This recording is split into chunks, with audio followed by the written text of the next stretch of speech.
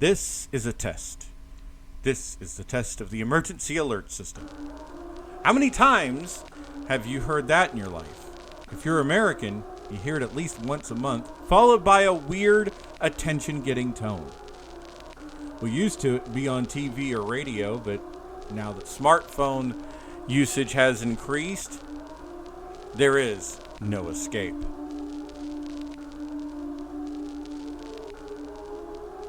Now, we've all been woken up by an Amber Alert or a weather warning, but the start of this system has a much more terrifying beginning. The year is 1951, and Harry S. Truman has been fighting the Cold War for almost 6 years now. Things escalated in 1949 when the Soviet Union scored their first successful test of a nuclear bomb. For the first time in history, people were worried about being annihilated off the planet. The United States government, learning lessons from Pearl Harbor, needed a way to quickly warn the population of a nuclear attack from the USSR. At the time, no one had nuclear missiles. There was only one option for a total nuclear war. Countries would have to send long-range bombers to the targets. During Pearl Harbor, radio stations were interrupted by bulletins. Once again, this happened in 1948 as bulletins were announced during the Tinker Air Force Base tornado. Both would change the history of broadcasting. Since Truman wanted to get the information to the people faster than most stations could get someone to go on the air with a bulletin, the Federal Communications Commission began what is known as the key station system. It was a simple process. Each station would shut off for 5 seconds, return to the air for 5 seconds, and emit a tone similar to the one heard today. From there, stations would be required to shut down.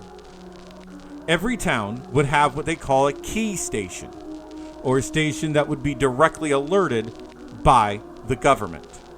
All other stations in the area would have to monitor that station for a signal. The thinking behind shutting down stations was to make sure Soviet bombers could not scan the radio dials because many of their bombers used radio direction finding. They would have an easy path to their target if they could. Stations that stayed on the air would only transmit at 640 or 1240 kilohertz. The station would broadcast a short message and then go off the air. Another station would take over in an attempt to confuse the aircraft. As a matter of fact, any radios made between 1953 and 1963 were required by law to mark both 640 and 1240.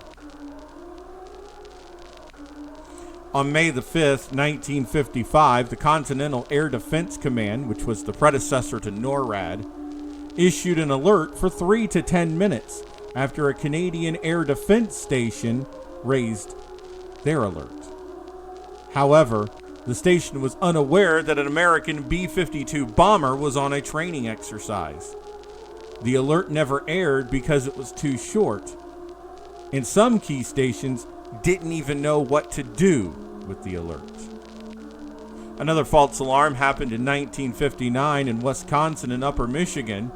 Instead of a test of the system, which would have never aired, the message, "This is an air defense alert," was transmitted through the key stations.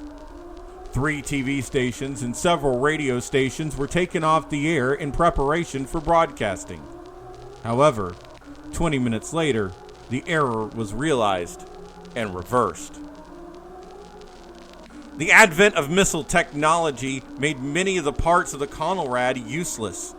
Since it was missiles who had a pre-programmed target, there was no one to confuse by bouncing around radio. radio transmissions. In 1963, the emergency broadcast system would replace Conelrad. This would provide the president with direct access of the American people. and faster communication of information in case of attack. Over the years, the emergency broadcast system would be used on local levels for emergencies during peacetime. In 1997, the emergency broadcast system was renamed to the emergency alert system that we know today. So the EBS and today's EAS have been questioned on the national level. Given today's missile technology, some have argued there wouldn't even be enough time for the president to speak about a national level emergency.